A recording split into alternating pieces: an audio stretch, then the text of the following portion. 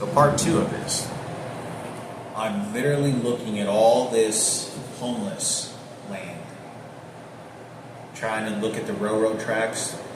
Sure enough, I'm thinking about the murder attempt because this is right after the murder attempt. I'm in Denver, Colorado. There's all these railroad tracks, and I start figuring out where can I hide underneath the trains, any compartments, any places, any underneath the bridges, alleys, and near the trains, because there's so many different train tracks, but they're abandoned train tracks. Most of them are just like the old school trains. You know how, like in Auschwitz, those old freight trains, they still, like, it was like that. It looked like that. And you can't think to yourself, because when the murder attempt happened to me, the train right after came by within a couple of hours, when I was covered in blood and bruises, and I could hear the train just coming by me, and it was loud as hell. It was fucking loud. It was loud, thunderous. You could feel the vibrations moving because they're so heavy. And you think about that. When I'm in Denver, Colorado, looking at this, it's hard not to think about it. But I start looking at warehouses as I'm walking. All I'm thinking about is where is safe shelter, because I can't stay at the shelters because they just want to sell me for sex. They just want to control me. They begin telling me they're going to sell me to a black girl. They're going to sell me for sex. People are randomly telling me, coughing in front of me. You really can't put your mind on anything that's healthy.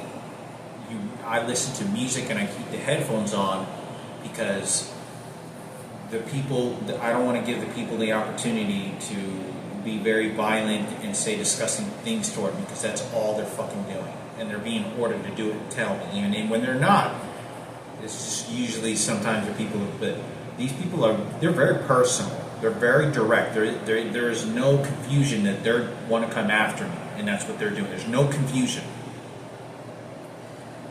So this is every day.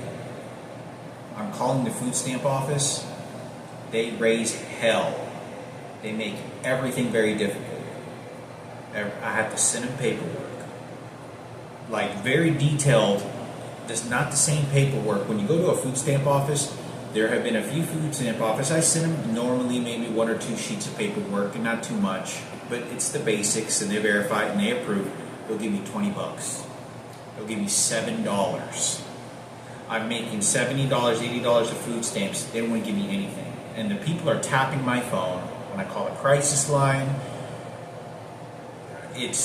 they're cornering me like my life is worthless. And they have full control. They can sell me for sex. They begin training me that they can sell me for sex to one of their blacks.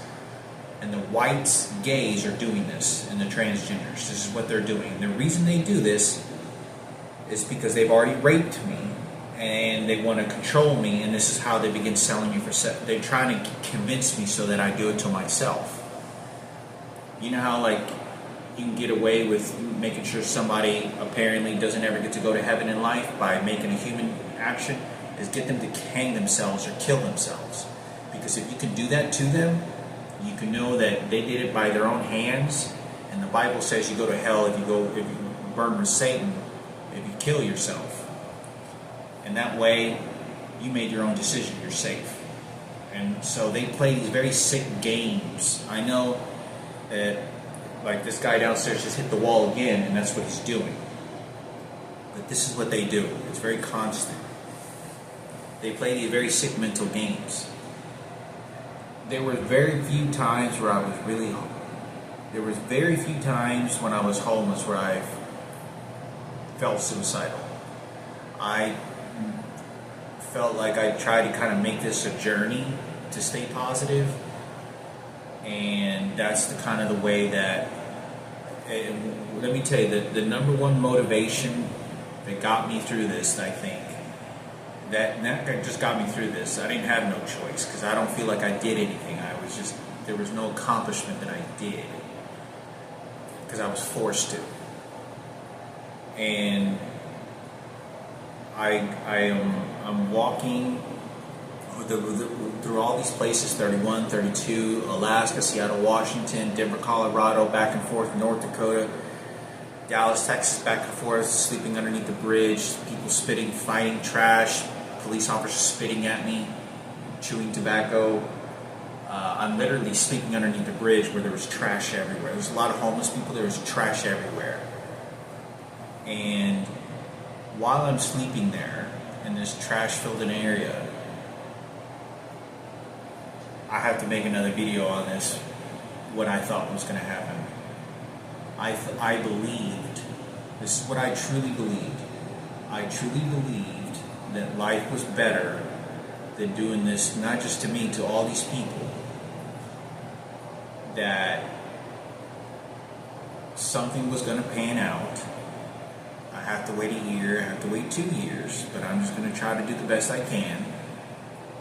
And that I was going to get a dream makeover's house with my family, or I was going to get offered a DJ contract, or my life was I was going to get a free scholarship, but I was going to get a stable house. They were going to stop shooting the electronic devices, and I could get a girlfriend of my choice.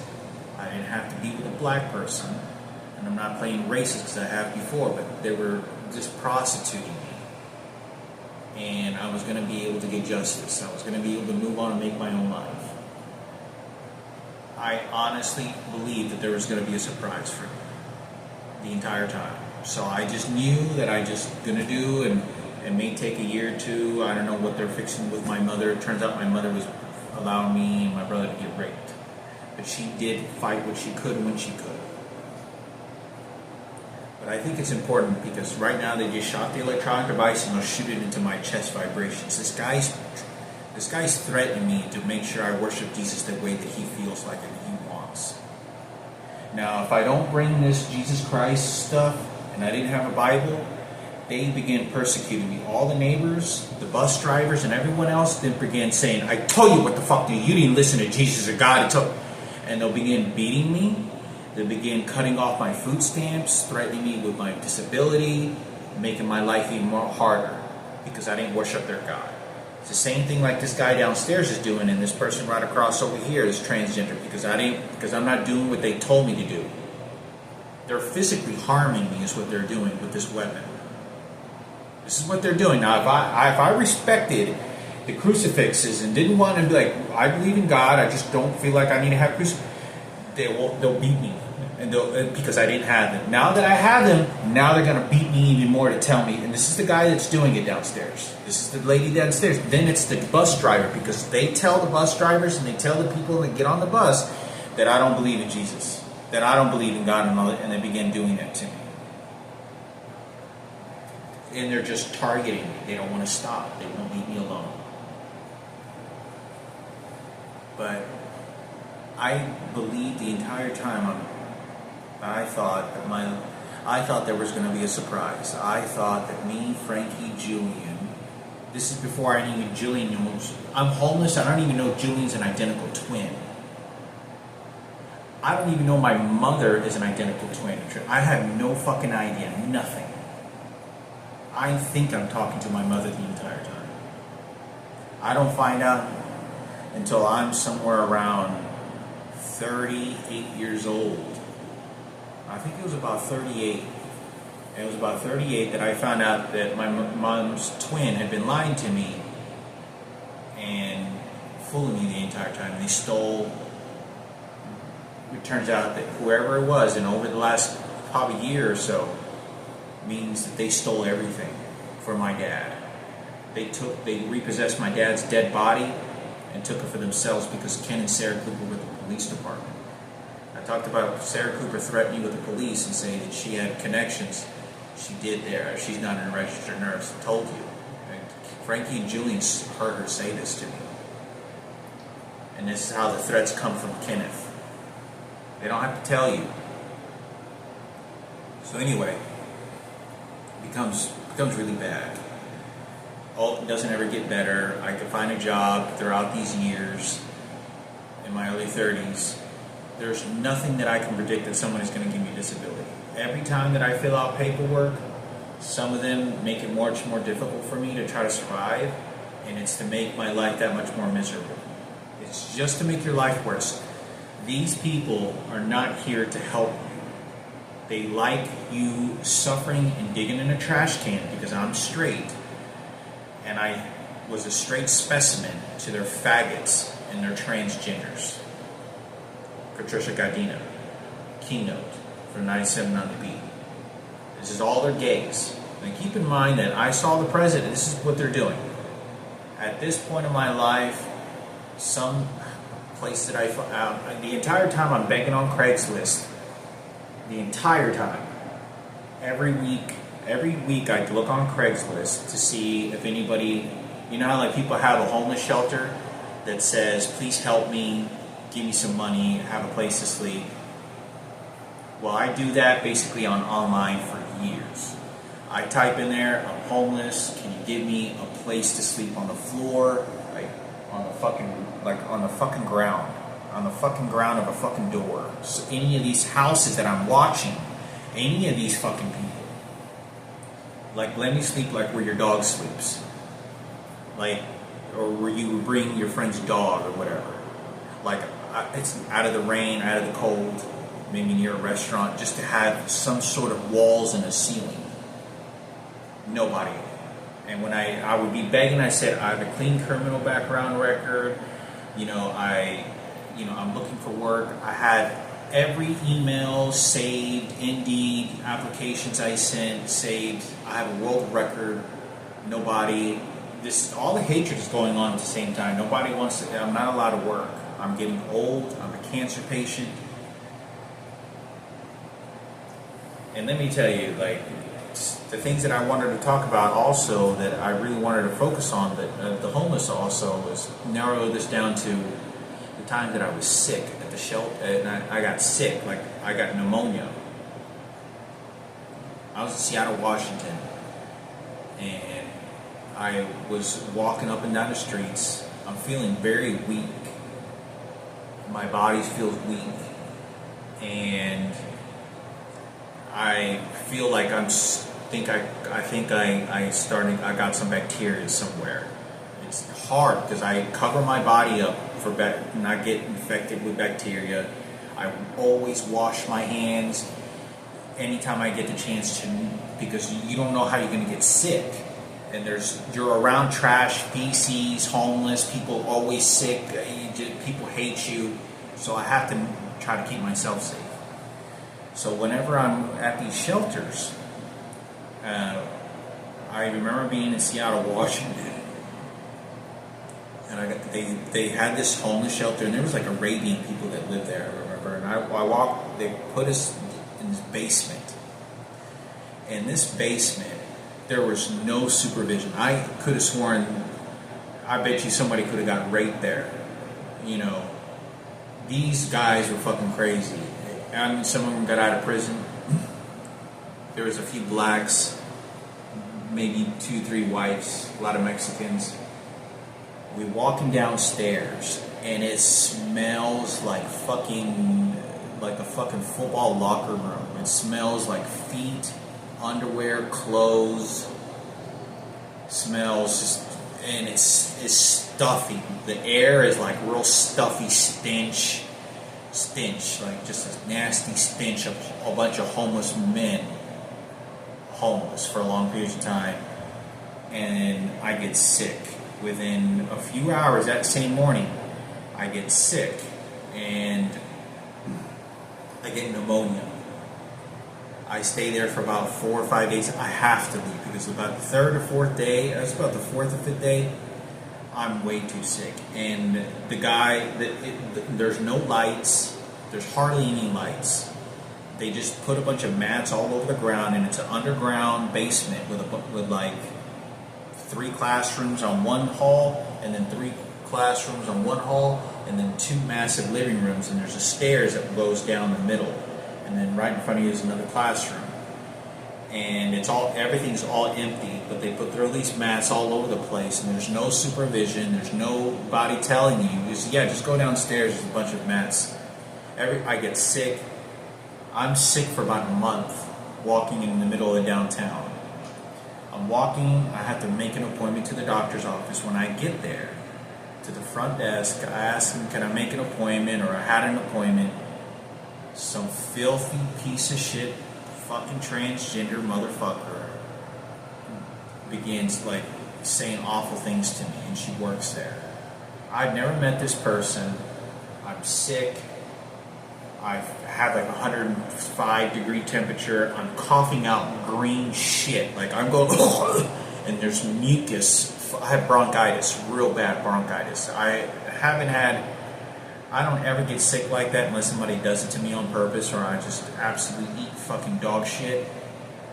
Literally, I'm coughing out green shit, like green chunks of, and it's real thick, like it's drying in my lungs, and it has like spots of blood. Every time I spit, I have to look if there's blood, and the reason I look to see if that mucus has blood is to let me know if the lining of my lungs are being torn too bad where I have to go to the emergency, because you can get a blood clot. You can fucking die from this shit. And every time I spit, I look to see, sometimes I find blood. Sometimes I find blood in the mucus. But I have to see if there's not a whole lot of blood, because I don't know exactly where the blood is coming from. I don't know if it's deep in my lungs, but my lungs hurt. I know, like, and I keep doing that to try to hack up and clean my lungs out. I'm sick for a whole month. I have trouble healing because I'm homeless. I'm feeling very ill. I'm not eating well. I do everything to take care, and now I don't even want to walk into the hospital because they keep harassing me. So I walk down the street. I take a bus farther down the street, and I get to the point where for about a week, I was so sick that I felt like I needed to go to the hospital. I was on the verge of calling the paramedics and saying, I think you need to take me to the hospital. I don't think I can get up and walk anymore. And I'm pushing the envelope. I'm pushing the stance envelope. And there they go. They're shooting the electronic device, thrumming me again. I'm walking in Seattle, Washington. I feel like, and I sort of kind of fall on the ground in a corner, and I try to get away from everybody in this sort of park. It's near the Seattle, that Seattle, Washington restaurant that looks like a UFO? I was near there, and I have to collapse on the ground and hide in a corner because I'm so sick. I have to heal, and I have to get my water out of my backpack. I got some, it's like a special water, vitamin water.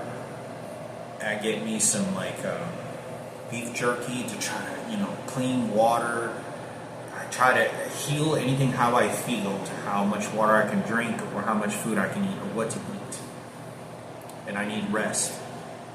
I can't get any sleep. And I'm just like, damn, I don't want to call the hospital. I don't want to call because I think that they're harassing me so much that they're just going to make my life worse. Because I did, in one separate occasion, before the lady it was some Mexican lady. It was some Mexican transgender piece of shit. Remember the transgender movement? After that, I go walk down, I'm very sick. But before that situation actually happened, within the first 2 months that I'm there, I go to the hospital because I'm very sick. And I'm coughing up, and have 110-degree temperature. And I'm telling them they're shooting me electronic devices. And there's the ER room. There's fucking people walking in and out of this fucking you're just a fucking piece. You're just a fucking piece of trash. You're just a fucking number. And I'm walking inside the ER to try to have any medication. They put me on a gurney. I have to wait there and fucking on a chair among all these other people for 6 hours to even get on a fucking bed because there's so many people there. I don't have any insurance. Homeless, I'm a bum, worthless, of course. They keep shooting me with the electronic devices, what they're fucking doing. And stop, you goddamn motherfucker! That's all they're fucking doing. They keep slamming the door and then vibrating and shooting the electronic device at me. And I'm fucking, I'm in an ER room. After about 20 minutes, there they go again, you piece of shit motherfucker. They're just hitting the fucking walls and vibrating. That's all they're fucking doing.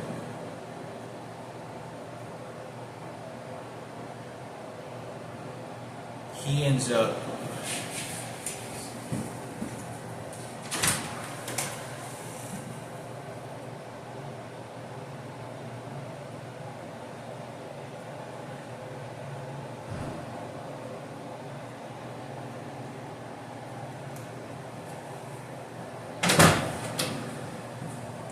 they're doing it on purpose. I can hear him hit the fuck. They're hitting the fucking walls and shooting me with this frequency machine.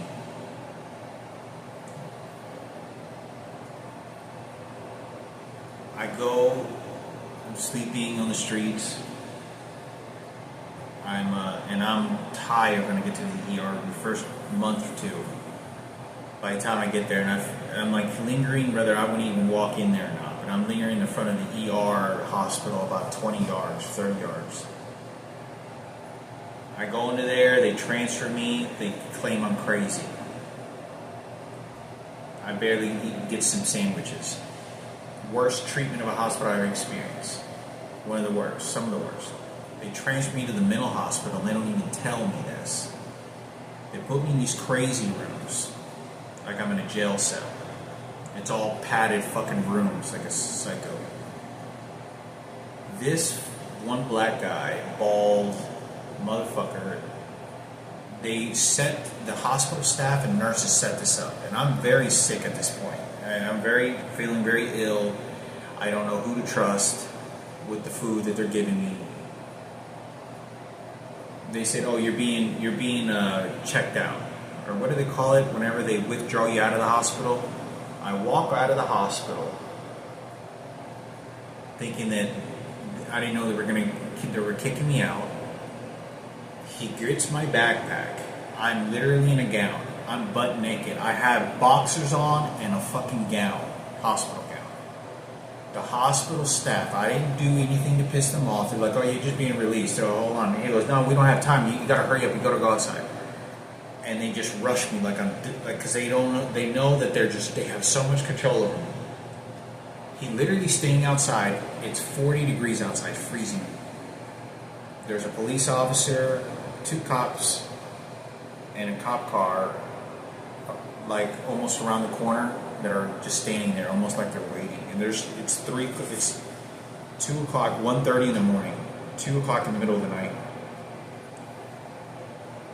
There was no explanation for him to throw me out into the middle of downtown, butt naked. I have socks on, boxers, and a hospital gown, and they threw all my clothes in my backpack. He goes, "Here," and all over the fucking ground. And I'm having to pick up my clothes, put on shorts. I'm sick. Police officers are laughing at me. They're fucking, those faggots run everything. Like, taunting me, and they're acting very faggot-like toward one another. I'm in the middle of downtown. Middle of fucking downtown, Dallas, butt naked. I have boxers on, hospital gown, and socks. He throws my shoes and my clothes. He has the paperwork, and he doesn't even tell me. Like, he gets me to sign the paper. "Just sign this paperwork." And I'm like, "What? Why do you have it?" He goes, "Oh, no, somebody's going to pick you up." And he goes, "No, somebody's going to pick me up and transfer me. What are you talking about? Somebody's going to..." "No, you're going to check out of here." And then he changes the story. It was completely fraud. I don't know what the fuck. This didn't make any sense at all. And he was wanting to do this. I don't know who told him or what. It's 2 o'clock in the morning, 1:30. It was at least 1:30 in the morning, 2:30 in the morning, in the middle of the night. I have barely enough clothes to keep me warm. Put on my clothes, like I'm boxers in front of everybody. Like, there wasn't a whole lot of people, but I'm in downtown fucking Seattle. I have a fucking hospital gown, and they're just throwing me like trash. Like Holocaust, when they were putting people in the ghettos and they were throwing all their clothes on the streets, is kind of like what they did. And then lied to me, and then say somebody was going to pick me up. This guy should have been fired. Who has the right to do this? And the police officers began laughing to threaten me because this is what they're doing by sending their faggots to do this. They want to just keep doing this. I never saw these cops again. I go somewhere else. I'm walking a couple of days later, start to feel better. I walk by the police department. They know who I am. When I walk by the police department, it's like at a corner, and it's weird. It doesn't look like a normal police department. It looks like an old school police department, like at the corners of a barbershop or some shit. It was weird. And all the cop cars are parked around there. As I'm walking by, all the cop officers, faggots, the gay community and the cops in uniform are all looking at me and looking at me like fucking die, worthless piece of, like we're going after you, like expressing this on their face, their body language, and they're like, fuck you. You know, we run this country. Faggots. And that's what they did. I don't even want to walk in there, and I think I walked in there opened the door and walked in there a couple of steps, and I leave because I can see the cops. They're all giving me these filthy fucking looks, like fuck you, like worthless fucking corpse. Like it's just not good. This is not just like I hate you a little bit look and expressions, and you can see how they're working all together. All the faggots, they're all working together. Like they're all in teams. Like, yeah, we unite. Shit. You know, and they do. By this time, in my early 20s, I've already gotten 40 tickets after cancer. This is what they're doing to me because of the job sites in Dallas. And imagine being seen like that when you're homeless. I leave Seattle, Washington, after feeling a little bit better. But I'm always homeless. Everything I'm telling you is always valid. I go to do laundry in a laundromat. This is why I can't even do laundry at a laundromat anymore. I'm in there by myself. I'm leaning against the very back end washer and dryer to get away from everybody. Hiding to try to look at my phone and to get some peace. They send some bodybuilder, white supremacist, blonde hair to start threatening me. He comes out of nowhere. Like somebody's giving him. He goes, look here, and he starts tying, look here, you fucking piece of shit, motherfucker. And then he starts screaming. I've never met this guy. And he starts looking at me like, as he looks to see where I am inside, there's maybe 2-3 people there. Maybe 2 people. No more than 3. Me, this guy, and then I think maybe 1 or 2 other people. If that. 3 o'clock in the middle of the day. He's looking for me, so he does laundry right next, like 3 laundry, and I'm leaning up again. This guy is pretty built. He's tying shit, motherfucking piece of shit, but he's looking at me, fucking worthless fucking piece of shit, and he's saying this to me. I've never met this guy. He's a white supremacist, blonde hair, Ken Cooper fighter. I have to call the police, and I said, hey, and I wait until he like goes to his car, or I don't know, buy some fucking soap. And the people, there's motherfuckers in the work that own the laundromat. I don't know if they didn't want to do anything or it was just like a coin. It was a coin laundromat. And they just put a phone number on the top. It says, call us if you have problems. And the police show up. When I show up, the police show up, I just said nothing to this guy. I said, this guy keeps calling me I was a piece of shit and all, like threatening to fight me and all this. When I get there, the police officers entirely turn against me. I'm the one that's being threatened. And they let this guy off the hook in front of me. They are literally like standing next to this guy who is the one making the threats that he's going to beat my ass. And they're like, police officers, do whatever the fuck we want. And they're behaving like this. And they're tapping my phone. The only reason this guy, I've never met this guy before. He had targeted me like the murder attempt, and I didn't know what to expect. I began to look to see if maybe I could find. I may have to use a knife. I may have to buy a knife in case this guy attacks me. And I stay away from weapons of any kind, but the police officers are antagonizing him, and they're doing it in front of my face. And he goes, "Oh, what's wrong, huh? Huh? What's wrong?" And he goes, "Yeah, we came over with some problems. are you homeless? You a problem? And he acts like this. Like, this is how they're talking to me. In front of this guy this guy's making threats, and he's talking to them like he's his friend. Like, yeah, faggots. Run, fuck each other on their ass, huh? That's how we run shit. And this is how he's behaving the entire fucking time. With these cops, and the cops are like, yeah, gay community. And this, Seattle, Washington, slowly, in fact, they have some of the biggest gay parades there. And I wouldn't even say that experience. I ran in a corner when they had a gay parade because there's thousands of them. And they were running this, we unite, we're fucking faggots, we're gays unite, and we take over. And they were fucking, it was crazy fucked up shit. And it was like a Ku Klux Klan. I swear to God, I fucking had to run to the opposite, up the fucking, I had to like quickly go up the walk an hour up the hills and streets and alleys to try to get them to keep shooting these electronic devices. I just felt it again. They just shot me. They're training for this shit.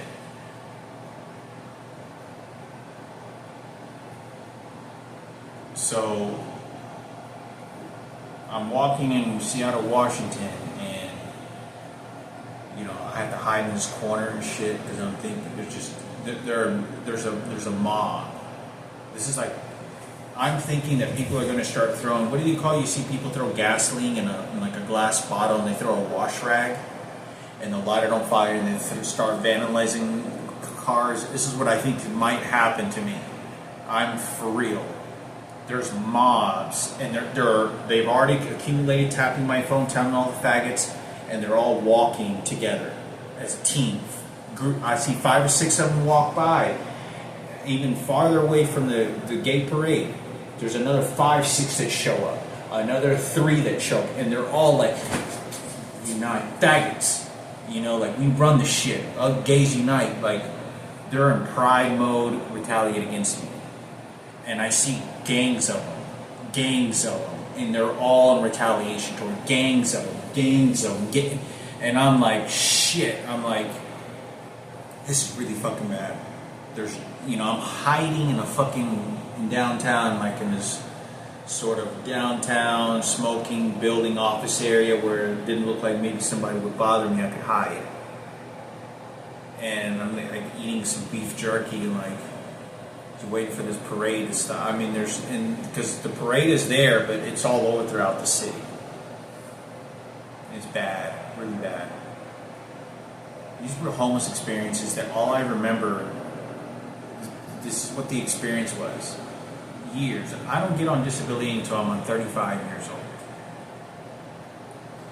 And that's one of some of the most difficult things, because when I was walking in grocery stores, and they were using, for the first 5 years, they used the homicide, attempted murder that was placed on me, and I got beat up at the cemetery, covered in blood, showed up to my mom's boyfriend's front house, covered in blood and beat up. For the first 5 years, there were several people that brought it up to me and used that as a weapon, that we'll call them and we'll get them to do it. We'll call somebody else to do it. Now dig in the trash can for food. I told you. You want the electronic device again? Huh? I told you. You want me to shoot the electronic device? I told you. Want me to shoot the electronic device again? Yeah, let me shoot you again. Yeah, you see, that's how it would. Let him talk shit to you. Like, let him get close behind you, like he's going to fuck you in your ass. He's going to rape you. You see, you get scared. You see? Now they just shot me right here. Just a second ago, they just shot me here on my finger here with another electronic device. This is every day they're doing this to me. Every single day they're doing this to me. When I'm sleeping homeless every day, they have an electronic device they turn on, and it shoots into my guts. Force me to get up and take a shit when they say so. When I get to the gas station that's around the corner where I'm having to walk really fast, literally about to shit that's coming out of my pants and roll down out of my fucking legs, they begin having people walk inside the 7-Eleven, acting crazy like there's a fight that's going to break out. Like, you know how like they found, like, have you ever gone to a 7-Eleven, you see gang fights where they'll catch a gang member, a rival gang member, and then there's a shootout or a fight. It was like that. They would roll up in their fucking cars, expensive brand new, and some of them were expensive Escalades, like a mob. Drive up really fast to the fucking 7-Eleven. Like they target me and then get out of the car really fucking fast, like they're about to just start fighting, beating the shit out of me and stabbing me or shoot me or some shit. Like I'm fucking just there because I'm forced to use the restroom. You don't understand. I avoid any contact, very few conversation. I only make conversation when I absolutely feel that I have being forced to, or it may be benefiting for just to share 5 or 6 words and walk away to create some peace. Every day it's like this. Every single day. When I'm turned 35 and I finally get disability, they have so much control, and now the best hope is someone doing this? Is it the president? So I decide to not only honor my father, but I have to look at things that are going to be more verifiable, that's going to be good for life, because life is wasted. I'm a cancer patient. These people are wishing me death for so long, even in my early 20s, right after I got cancer, and they demonstrated this. Like, most people that I believe that they would have dropped their jaws and cried and committed suicide, or even just cried to think that how much shit they put me through.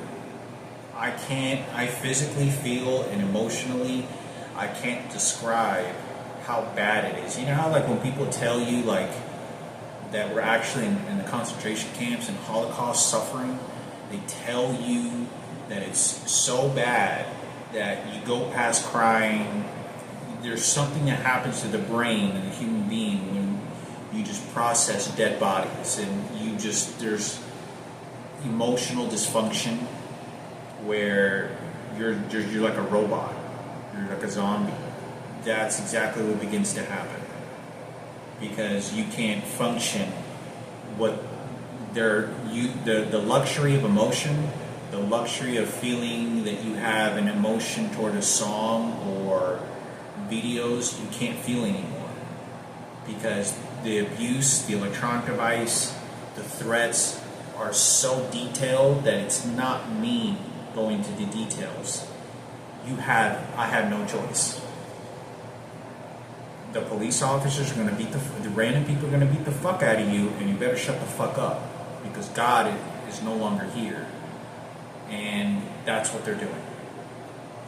I can't call the cops. All I can do is cry about my emotions and feelings when I'm on a crisis line every day. I made several thousands of videos, but the entire time, all I'm doing is thinking about, if all these people know about this, then I think that there's going to be a surprise. I think that someone's going to offer me a DJ contract of some kind to learn how to make music again, because I was a DJ once. And I think to myself, well, at least they're going to give me a scholarship to go to college to start a new career. I can work out again, and I keep shooting the electronic device at me again. And it becomes so bad, because I have seen videos of people talk about that, you know, I heard about DJ Craze doing this. He's a 3-time world champion. And I heard about him and someone else did this, which I was totally blown by surprise. I was totally blown by surprise when this happened. I've never heard of deep professional top DJs ever do this, especially someone like him. And they said that him and someone else and like maybe a few other people were other producers, and they picked someone off the streets that used to make music, and he was like DJ Code Blue, I think his name was, or Cody or something like that.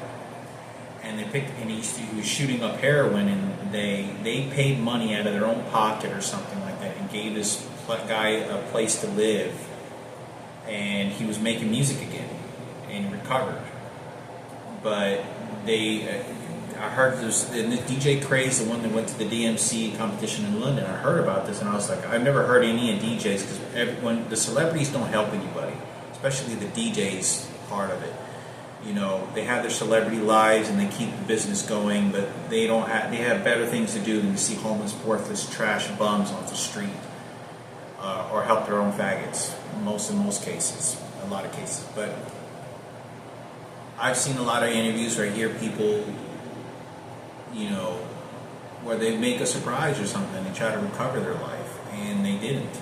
They didn't do that with me, and it didn't. It's hard to express that. You know, I thought for a while, well, if there's that number of people, know that it has to be a lot of other people that are going to, you know, somebody is going to try to understand what these people are doing. And these faggots, these queers, they're all doing this at the same time. They have dehumanized me beyond anything, that I'm really not that scared of putting my hand in a trash can for food, because I want to make sure that I'm going to live another day and I don't get thrown in jail innocently, because the police officers are doing this, and the gay community is responsible for doing this, and they won't stop. When I go to the shelter, it's Ken Cooper's suicide mission guy. A bunch of white supremacists and all the faggots. Gets really bad. It never gets better. That God doesn't exist only to the people that want to think they exist, and they create their own God. That's just what the figure looks like, and that's what they continue doing to me when I was in the shelters. Now, when I became disobedient and I showed expressions to try to even defend myself, my life and being as a person, they began cutting off my food stamps even more, or I'd get on the phone and they would delay my food stamps to say, we got to deactivate your food stamps, or some other paperwork and updates have changed. And then I don't have food stamps. So now they're letting me know, if you don't do what I tell you to do, I'm going to punish you. Do you want money? You want money? You want me to punish you? Do what I tell you. Yeah, behave like that. Behave like that. Faggots. Gay community. Oh, and so there's a lot of things that happen in this that I don't know about Frankie being raped. I know that my mother's doing this. I'm talking to Frank. I have like clips of this, and I'm very quick because it happened very fast. There's no reason. My mother is telling me like it never fucking happened to make life happen, but she expresses at times that she's like, yeah, ya te pasó, so what? So it's like, just keep moving forward, you get raped, this is how life is. People don't know how mentally ill my mother is and what's happening, and she has 4 sets of twins. They stole $175,000. I don't even know, for first 10 years of my life, for the first 20 years of my fucking life, I don't even know that they have fucking done this to me, and then raped me with a transgender. But President Barack Obama is showing up on 3 separate occasions threatening me, and it's violent. I'm about to grab my food and throw it at him for real and start swinging at this motherfucker. And I'm not joking when I was at that. Like, he's disrespecting me. There's nothing kind, and I was the one that was being kind to him and his fucking wife. It was me that was kind.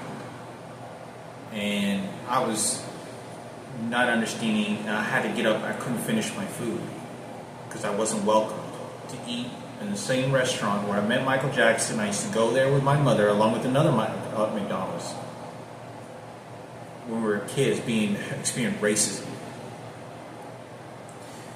And it's tough, you know. You're nearly digging in trash cans for food, and I thought, you know, you don't get the luxury to even watch movies. When you watch a movie, you can't really enjoy it, because when you watch the movie, you try to think, you know, if it's about a dreams, or it's about goals, or you can make it in life. Life is beautiful.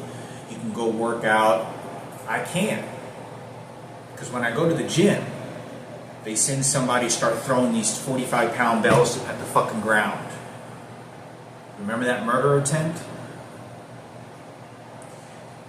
Behave, don't work out too much. No, you only get to work out that much. You can't get too big and yeah, you see, you just got to work out a little bit. You see, that's good for you. That's what you get. Keep doing that for 8-10 years. keep scaring. You're not going to be able to go and get these body figures that you see and be young. What am I doing? I'm just wasting my life. I have no choice. It costs money to go to recreation. It's like $5, $7. You can't do it because they're making you shit all the time. I can't do it because the threats become more violent. Once I worked out for a month or two, I started getting bigger, stronger. They sent started bodybuilders toward me to make threats. Well, because the threats then become, I need to make sure, because when you're really built, when I was pretty built, some decent fitness, strong, when I was 25, 24, if somebody were to get violent with me, in a lot of cases, I'd be able to overpower them and I'd beat the shit out of them. I'd be able to grab them and physically just overpower them very quickly and very fast, very fast. I'm not going to fight you. I'm going to strangle you. If I do fight and start throwing punches, I'm going to plummet this motherfucker. But it's going to be so lightning fast. Like, I'm going to try to murder these motherfuckers. They know that can happen because they're building up this anxiety that drives a person to do awful things to humans, to not just themselves, but to other people. So by the time that the police officers get there, not only have I humiliated this person, beat the fuck out of them, but I'm going to tell them I was defending my life, and then I'm the one that won the fight anyway. But I want to send a signal to everybody else. Well, they don't want that to happen because they want to dismiss any defense I have for my life. So once that is over with, the police officers know that, the people that are coming around me, they break the body down. The body starts getting real flabby. You have no muscle, weak. Somebody who's weak and skinny, you can toy me, you can grab me and throw them on the fucking ground very easily, like an old lady. I'm very skinny, not very skinny. I don't have any muscle. I'm very weak, just like I am now. Not allowed to go to the gym. They shoot the electronic devices all over my body violently. I don't want to work out. If I work out, I can't work out very long. I can't have a good workout because then they begin shooting me all over my body, muscle tissue twitch, shooting my rectum like they have the last 15 minutes that I can feel they're doing right now. So I don't work out.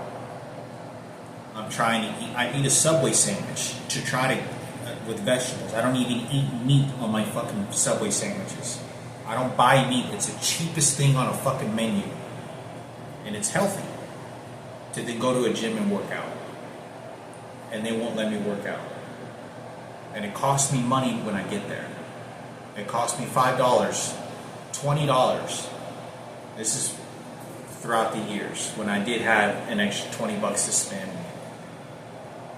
I can't even work out because I have to devour your physical body so you don't have anything. See, if you have a statue of a body that you can get a good physical looking body like mine, it's 5'11", almost 6 foot.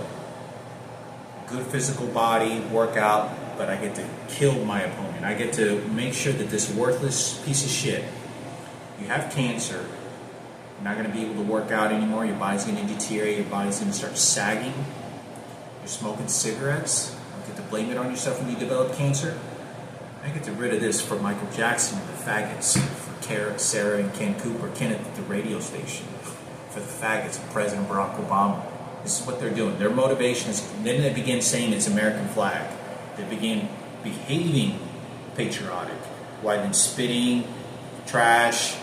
I've had people, while I'm walking down the street, grab cups of trash and leftover soda from what they're drinking as they're driving down the street and throw it at me on the 4th of July, on the week of 4th of July in Denver, Colorado.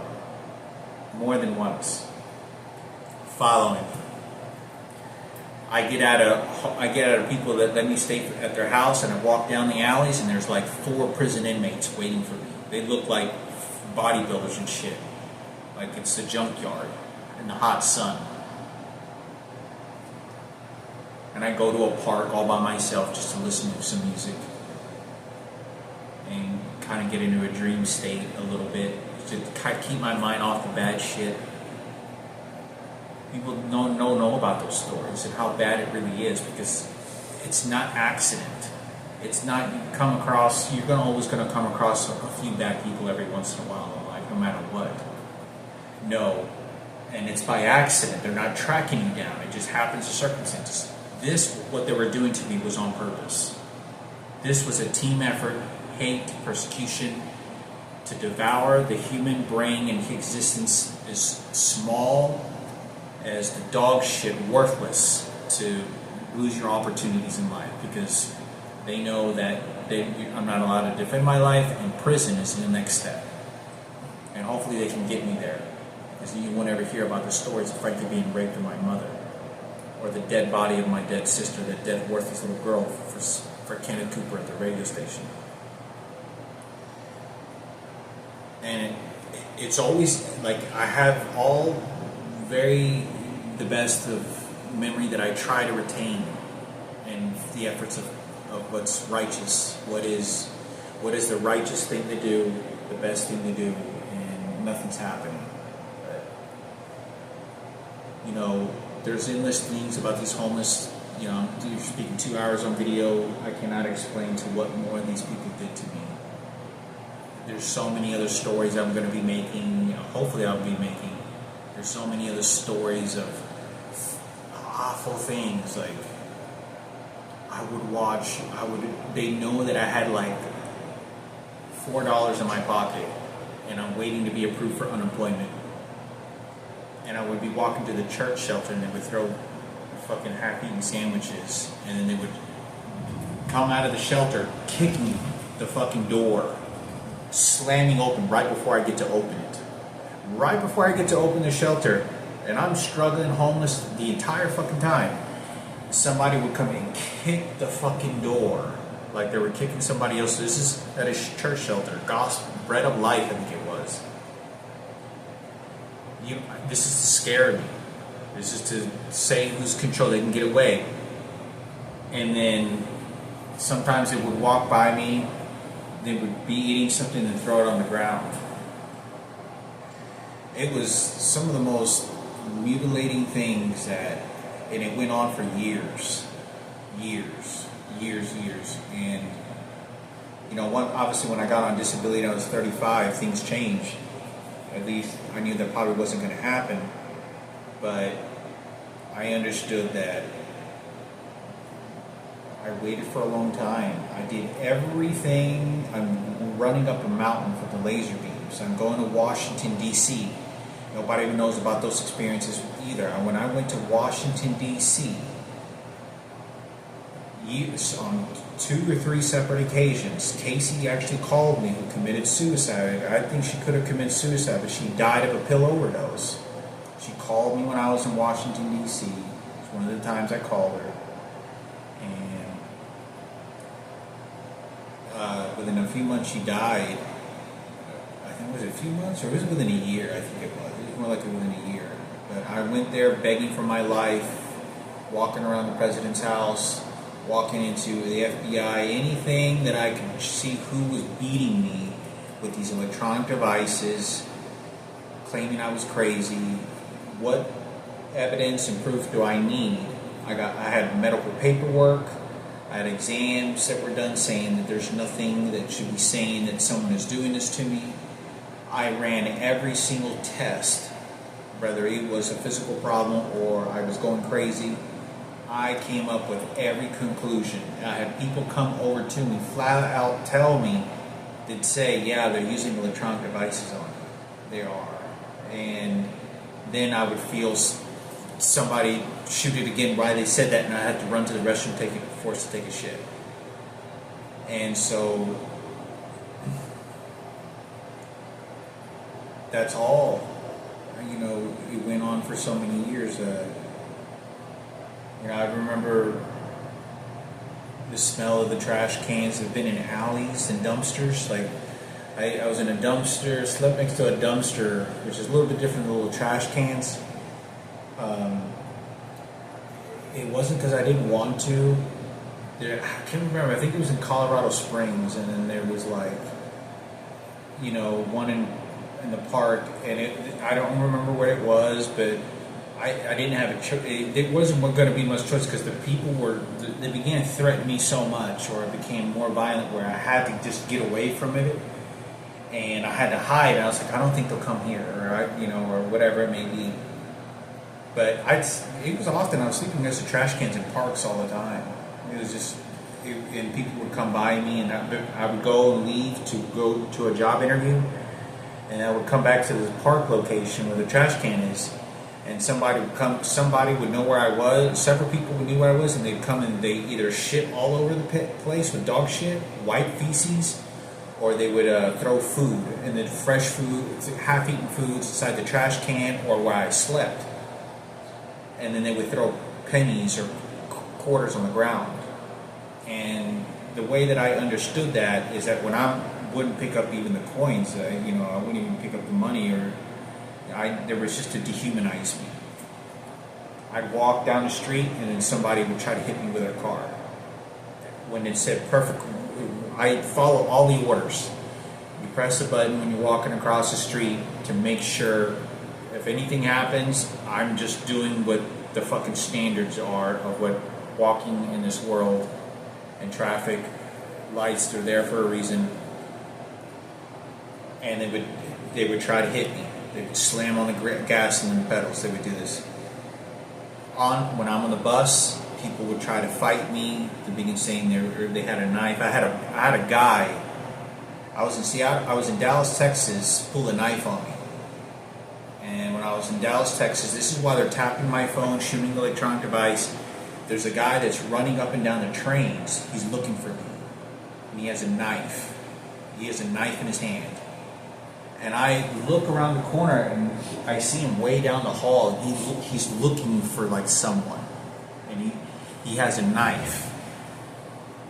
And I'm sitting there and I'm in Dallas and he stops. And he has his knife and he's like this. Like he's making a threat. And when he's looking for someone, there isn't very many people around at all. But when he sees me looking, he's like looking for me. And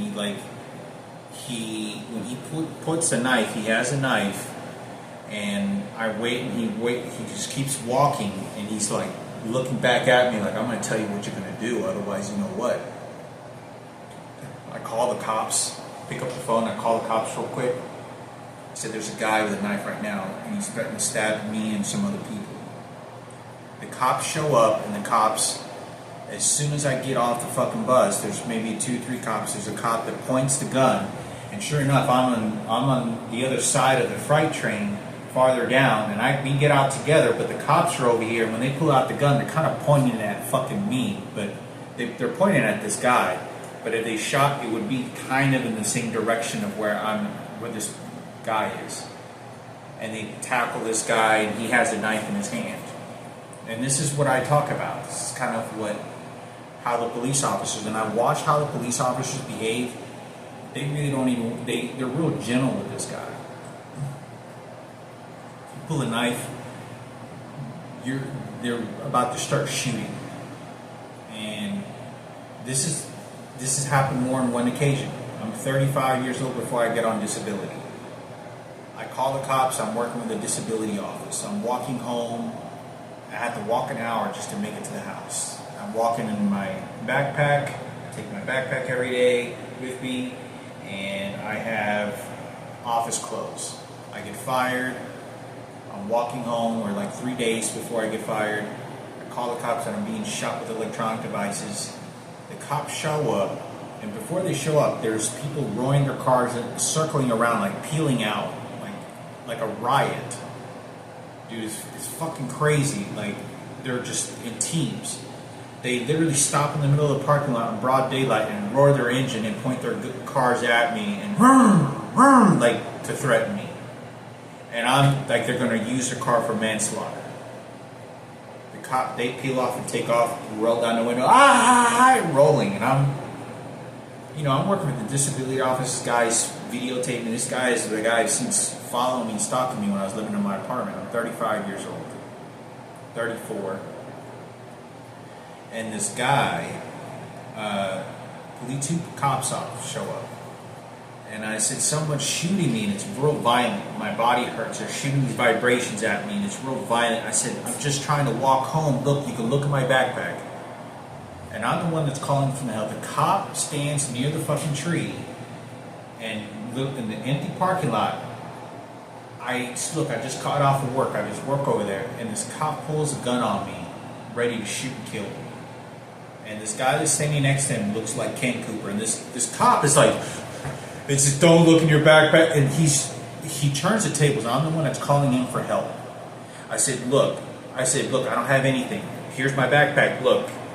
And I walk away. I said, you can look in it. I don't have anything.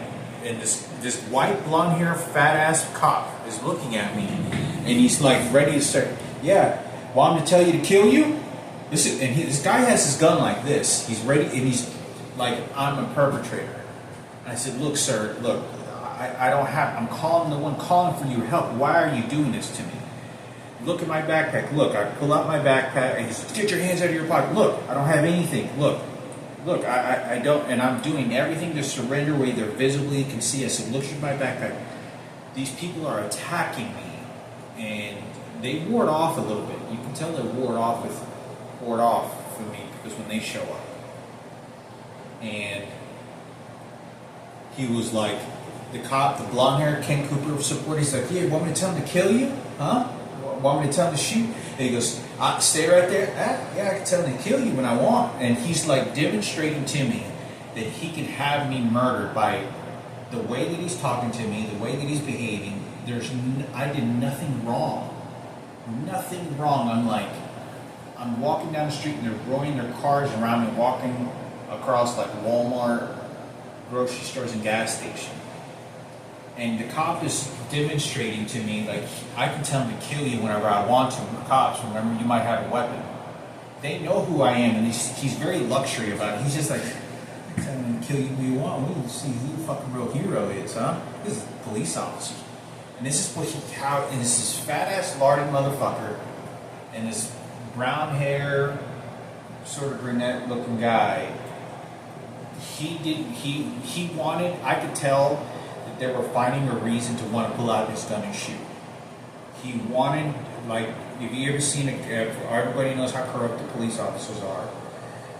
You know, when you come across a police officer that wants to find a reason to shoot and kill someone because he needs to feel that if he doesn't do this in life, then he's not just doing his job, but he has to kill this. He has to want to shoot somebody to make him feel like he's authority.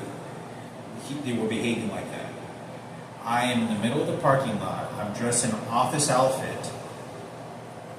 I called in for help because they're driving by me crazy, like trying to hit me with their cars. Like there's like 4 or 5 cars. And they know who I am. It's nothing but the faggots and transgenders. I don't know what's going on, and I have to stay put in the center of like parking lot medium Walmart.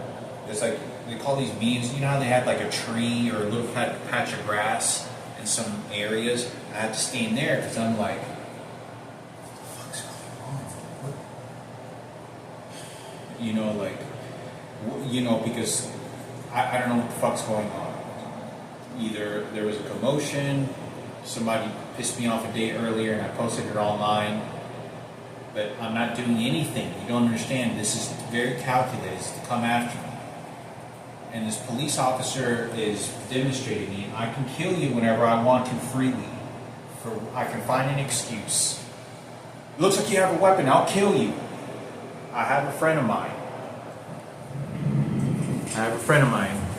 My uncle told me this.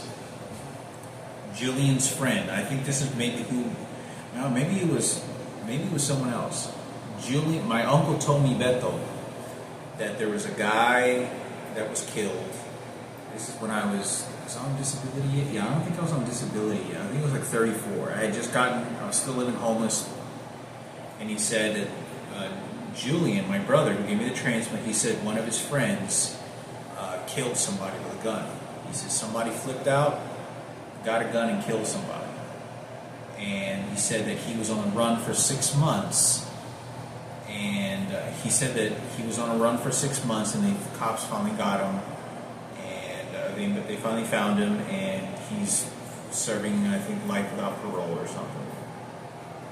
And he said that it was one of Julian's friends, and he said I don't know what the situation was. I thought it was because I didn't even know what Julian was, because my uncle kind of looked like he was investigating me, like if I knew this guy. And I don't know who he was. I still don't know who exactly he was. But I heard about this story about 5 years ago, 10 years ago. There used to be a kid by the name of Malcolm, and I always thought his mom was a parole officer. It's a true story. He used to come over all the time with Julian and Travis and Trent, and we used to all play WWF, and I used to be like the big guy that, they could try to take down the big guy, and I was never rough with them. A couple times, Travis or whatever, but we used to play WWF, and it was like, oh, let's go play WWF with Hector, and I was like the adult that played with the kids, and they were all like 8 years old, 9 years old, and Malcolm was the more aggressive one, and I always thought he should be. I always believed that he should be in sports. That's what I thought. This guy should be in sports. This guy, he's like half black, half white. He was very active. He should be in sports. He just a lot of testosterone. He needs to be in sports. He'd probably be a good pro athlete at some kind, because he could move without exhaustion better than all the other kids I noticed. So when I was around him, and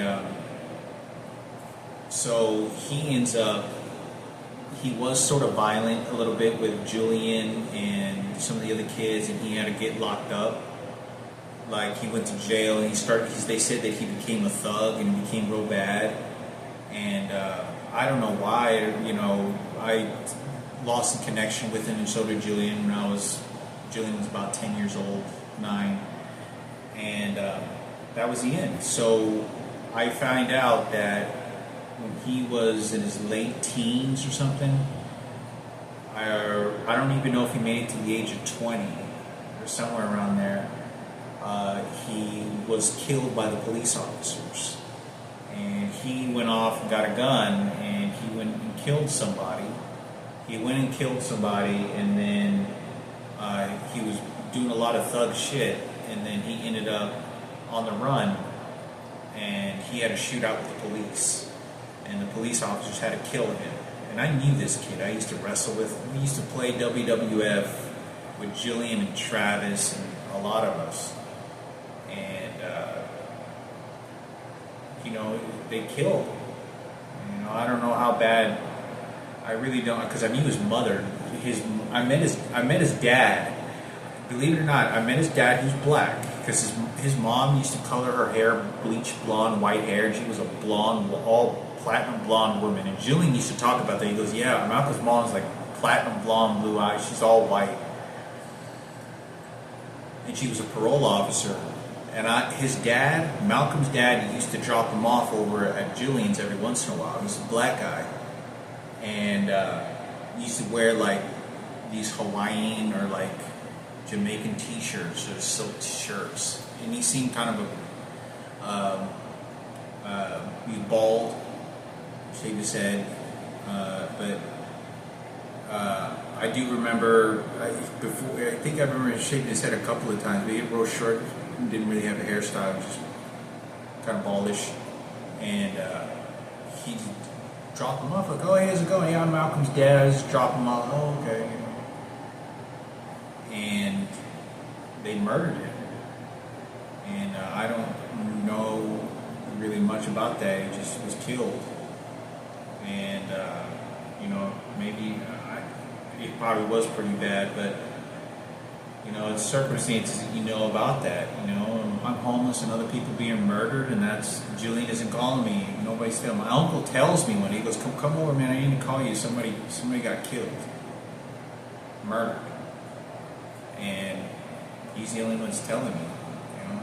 He only tells me anything. information, any information. So, anyway, I got so many other homeless stories that I'll share in a different video. I got to load these up. They're take forever to load up.